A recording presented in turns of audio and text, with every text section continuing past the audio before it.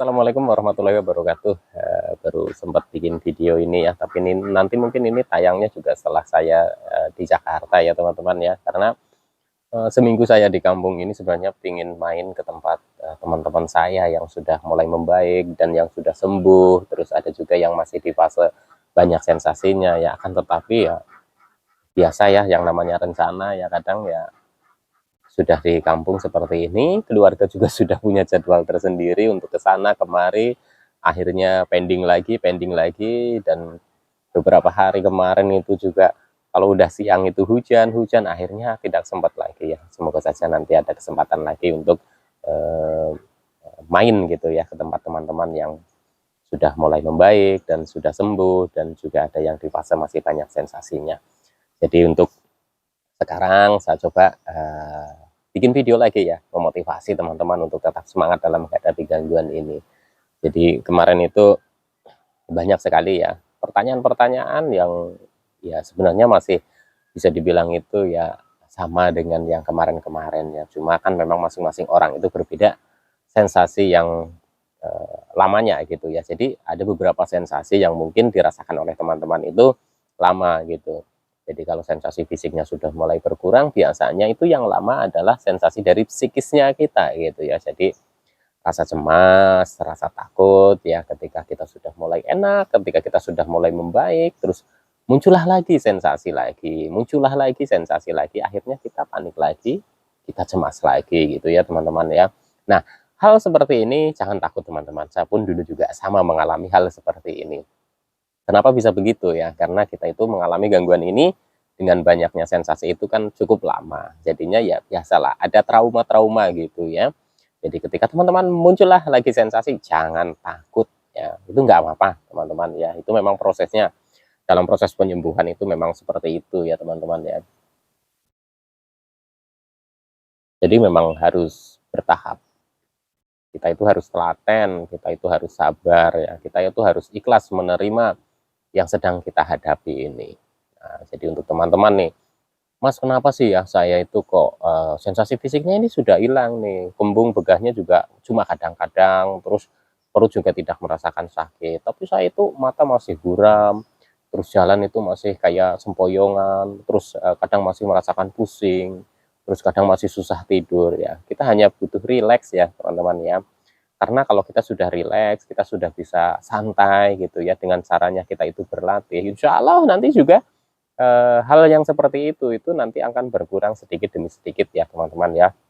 Nah, ada juga nih, Mas kemarin saya itu mata buram nih, kok sudah mulai enakan, tiba-tiba saya itu kok buram lagi matanya. Nah ini teman-teman tinggal amati saja ya, biasanya kalau saya dulu ya teman-teman ya, ya ini entah ada hubungannya atau tidak ini, tapi berdasarkan pengalaman saya. Jadi begini, jadi ketika mata saya itu sudah mulai agak enakan gitu ya, sensasi lain sudah mulai berkurang ya, terus saya itu makan makanan tertentu yang mungkin belum cocok, tapi tidak bereaksi di perut, tapi bereaksinya di mata. Itu juga saya mengalami hal yang sama. Terus ketika saya itu kecapean ya, kecapean terus kurang tidur juga sama gitu ya. Mata itu seperti lelah gitu ya. Jadi kalau melihat itu seperti ya kayak buram udah gitu, kayak goyang gitu ya teman-teman ya, kayak goyang.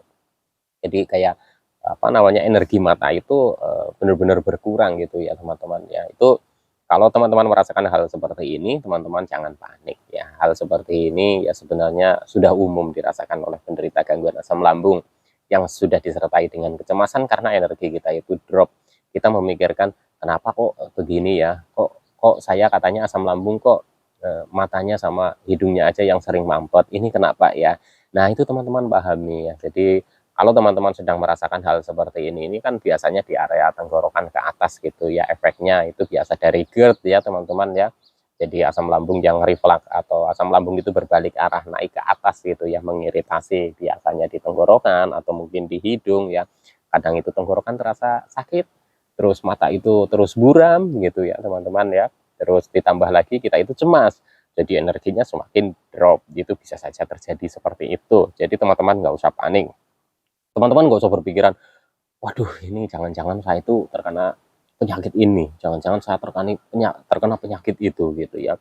Kalau kita berpikirnya seperti itu ya teman-teman ya, nanti kita itu malah justru akan semakin cemas. Kalau semakin cemas nanti biasanya sering yang namanya kita itu mengalami panic attack gitu ya. Dan kalau sudah panic attack itu kan kita rasanya sudah tidak nyaman lagi ya teman-teman ya. Perasaan nggak karu-karuan seperti rasanya kayak mau mati gitu ya. Jadi kadang tiba-tiba saja tanpa ada aba-aba kita itu terpicu oleh mungkin yang kita tidak tahu pemicunya ya, apa entah kita berpikir tentang penyakit tertentu atau mungkin kita dengar kabar yang tidak mengenakan atau mungkin apa tiba-tiba saja langsung badan itu terasa dingin sampai ke kaki, terus kadang kebas-kebas, udah gitu terus kayak rasanya itu langsung ketika kita sedang ngobrol bareng sama teman-teman gini ya, bareng sama teman-teman kita sedang ngobrol gitu, kita tiba-tiba blank gitu, kita blank seperti kita tidak menyatu dengan mereka, sepertinya itu rasanya kayak mau pingsan. Nah, hal seperti itu ya teman-teman ya, itu kalau kita terlalu cemas, kalau kita itu terlalu memikirkan sensasi yang muncul. Akan tetapi kalau sensasi yang muncul kita, oh iyalah wajarin saja. Untuk penderita gangguan asam lambung ini sembuhnya kan berproses. Jadi ya dalam proses itu kita masih merasakan sensasi itu wajar ya teman-teman ya. Jadi memang tidak seperti mungkin apa namanya sakit gigi ya yang mungkin dengan ada obat yang manjur gitu ya, ketika diminum nanti sekitar seperempat jam atau setengah jam udah reda, sudah enakan. Itu beda ya, untuk gangguan asam lambung itu beda ya teman-teman ya. Jadi setiap hari kita merasakan tubuh itu nggak nyaman, fisik kita nggak nyaman, pikiran kita juga nggak nyaman. Belum lagi kalau kita tidur ya, kadang itu susah. Biarpun kita bisa tidur, kadang sering terbangun di tengah malam. Nah itu ya teman-teman, hal seperti itu.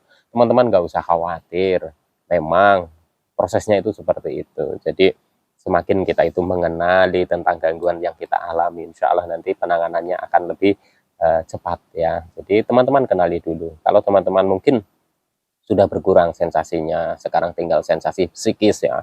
Masih ketakutan ini, masih ketakutan itu, ketakutan penyakit berat, terus ketakutan-ketakutan akan apa namanya muncul lagi sensasi sehingga menimbulkan trauma ketika kita mau beraktivitas, kita itu ragu gitu ya. Belum lagi kita itu seperti kayak rasanya itu seperti kayak linglung ya, setiap hari itu kayak linglung. Kita tidak bisa menyatu dengan ketika kita ngobrol dengan tetangga atau teman-teman yang lainnya, kita seperti tidak bisa menyatu, seperti kita di dunia lain.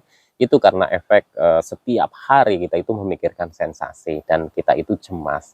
Nah, itu dari memikirkan itu terus-terusan gitu, itu kita sudah jarang berinteraksi dengan mungkin dengan teman atau mungkin dengan tetangga gitu. Akhirnya ketika kita mencoba ke tempat keramaian atau mungkin mencoba kita itu bersosialisasi itu terasa aneh, seperti kita itu tidak menyatu. Tapi nggak usah khawatir.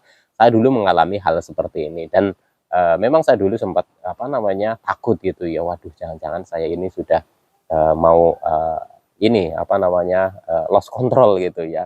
Takut gila lah, takut saya itu hilang ingatan dan lain-lain. Saya juga dulu menakutkan seperti itu ya. Akan tetapi ya kenyataannya memang tahapan demi tahapan saya jalani ya, tahapan-tahapan metode-metode penyembuhan.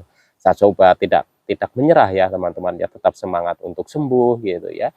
Perlahan, perlahan, perlahan dengan kita itu berlatih, ya kita itu sedikit demi sedikit itu membaik. Dan ada juga yang menanyakan, "Mas, sudah mencoba nih keluar dari rumah, saya paksakan, semakin saya itu takut, semakin saya paksakan, semakin saya itu cemas."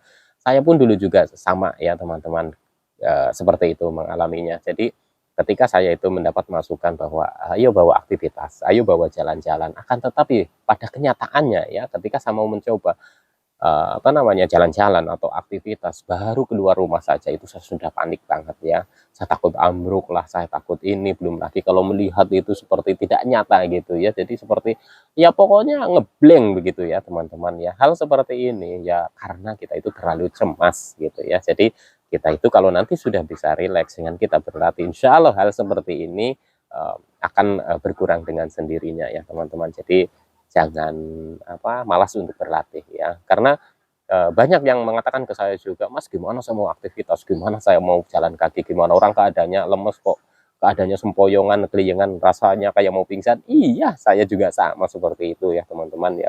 Dimulai dari saya itu duduk di teras seperti ini teras di sini nih, ini tempat duduk yang saya dudukin ini ya teman-teman ya. dulu bisa dibilang itu menjadi saksi bisu. Di sana itu ini kan ada pantulan kacanya ya, itu kan halaman dan itu apa, rumah depan gitu ya, rumah Mbah. Jadi di situ saya biasanya berjemur ya, terus di situ tuh ada bangku tuh, kelihatan dari pantulannya itu bangku itu masih masih ada dulu kalau misalkan berjemur pagi gitu ya teman-teman ya. Di situ aja itu berjemur aja keringatnya susah keluarnya gitu ya teman-teman ya. Kalaupun ada cuma dikit-dikit saja gitu. Dan di situ tuh saya juga rasanya sudah sempoyongan kelingan sampai masuk ke rumah ke sini lagi itu aja sudah sampai rumah itu muncul banyak sensasi ya teman-teman. Wah, munculnya banyak sensasi. Jadi awal-awal itu memang ketika kita mau berlatih itu jangan kaget kalau kita itu muncul banyak sensasi. Jadi dalam berlatih ini memang ya terkadang kita itu mengalami sesuatu hal yang bikin kita malah tambah trauma. Akan tetapi ya kalau kita nggak coba, kalau kita nggak biasakan, kita hanya di dalam rumah, kita meratapi saja ya dengan karena alasan kita itu lemas, rasanya takut pingsan dan lain-lain ya, itu akan menurut saya itu akan semakin lama. Jadi mulai sekarang berlatih sebisa mungkin. Saya dulu hanya duduk-duduk di sini saja gitu ya teman-teman. Sudah duduk-duduk sini aja gitu mencoba jalan dikit-dikit itu udah rasanya nggak karu-karuan, saya duduk lagi.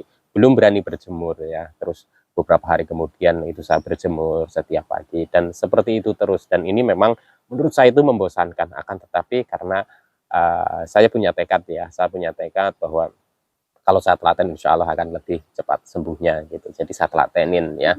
Dan ini menurut saya juga sudah banyak dicoba dan alhamdulillah banyak berhasilnya ya. Oke teman-teman, sekian dulu, nanti disambung lagi dengan tema yang lain. Semoga apa yang saya sampaikan, apa yang saya bagikan ini bermanfaat buat teman-teman, bisa memotivasi teman-teman untuk tetap semangat dalam menghadapi gangguan ini. Insya Allah nanti kalau teman-teman telaten menjalani metode-metode penyembuhan, insya Allah teman-teman akan lebih cepat membaik dan sembuhnya ya. Amin ya robbal alamin. Apa yang saya sampaikan ini murni berdasarkan pengalaman pribadi saya, karena saya bukanlah dokter, bukan ahli medis, bukan ahli hipnoterapi, dan bukan ahli obat-obatan. Saya hanya orang yang pernah menderita gangguan ini, dan alhamdulillah sudah sembuh. Kalau saya bisa sembuh, saya yakin teman-teman juga bisa sembuh. Oke, sekian dulu. Salam sehat jasmani dan rohani. Wassalamualaikum warahmatullahi wabarakatuh.